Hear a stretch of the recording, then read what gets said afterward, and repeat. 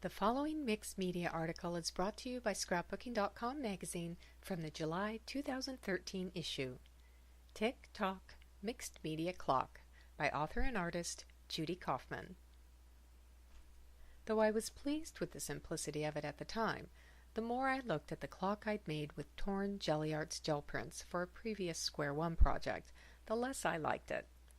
So I decided to do a project facelift, mixing in peel-offs, paints, and embellishments. I removed the small pendant book that was suspended beneath the clock face, thinking that adding more dimensional elements would do the trick. I arranged some Shimmer Sheets butterflies on the 12 by 12 inch surface without gluing them in place. Though I liked the sparkle, the torn prints in the collage and the butterflies didn't seem to go together. I got out 2 sheets of gold peel-offs, very detailed leaves, berries, and flowers. I removed the clockwork so I could tuck some of the stickers under the rim and allowed others to extend around onto the sides. I replaced the clock to see if the project was heading in the right direction. It was starting to look good, but still needed more work. I removed the clockworks once more. Using a sponge to dab on the paint, I added shine to the project with Luminart metallic paint and adhesive in bright copper. Using an ink applicator, I antiqued the surfaces, especially the edges, with Pinata Color alcohol inks in Havana Brown, Mattia Black, and Tangerine.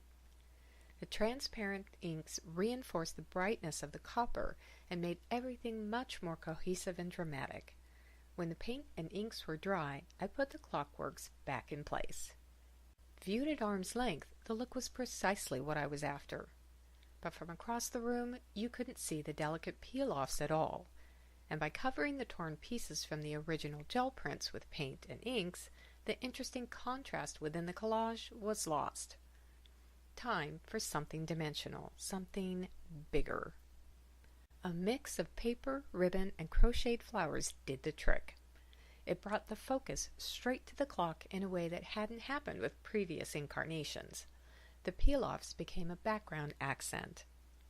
For just a touch of sparkle, I added back in a couple of the Shimmer Sheets butterflies, perching them on the flowers to appear as if they'd just landed. Is the facelift complete? I'm not sure. Instead of the fragile flowers I used, maybe sturdier metal or clay with a more Asian feel would be the way to go. Or perhaps found objects rather than flowers. Maybe I should forego larger dimensional elements altogether and instead highlight the peel-offs. Or maybe one of my friends will like the clock so much just the way it is that it will go home with her. I can always make another mixed media clock, or several. I am in awe of a plastic surgeon who can repair or alter a human face. I'm glad that the facelifts I perform require little more than paint, paper, and adhesives. A printable project card with instructions and a list of supplies can be found by clicking on the step-by-step instructions link within the online version of this article. To find the products featured in this article and shown in these layouts, check with your local scrapbook or craft retailer. Browse our Prima retail stores for coupons to a store near you. We hope you enjoyed this article. Don't miss the rest of the great articles and features in this month's issue of Scrapbooking.com magazine.